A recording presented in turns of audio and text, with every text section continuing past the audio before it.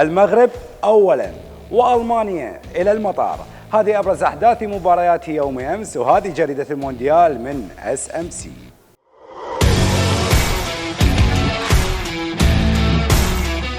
ضمن مباريات يوم أمس، المغرب المنتخب العربي الوحيد الذي يتأهل وبالمركز الأول بعد فوزه على منتخب كندا بهدفين لهدف.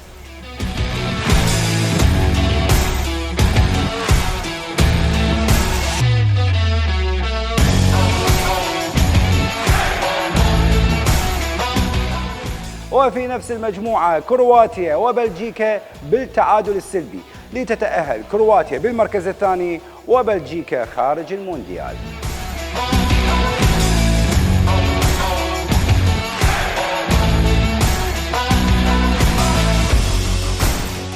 وضمن المجموعة السادسة، اليابان تحقق فوزا مفاجئا على إسبانيا بهدفين لهدف، لتتأهل في المركز الأول.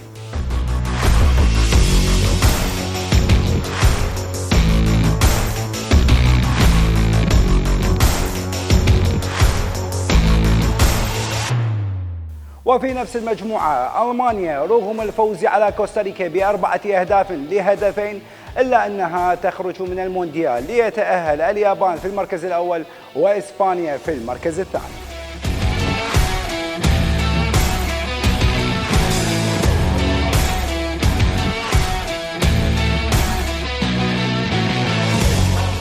مباريات اليوم الأخير من الجولة الثالثة: البرتغال ولضمان الصدارة أمام كوريا الجنوبية في الساعة 6 مساء، وغانا لأخذ الثأر أمام الأوروغواي في نفس التوقيت.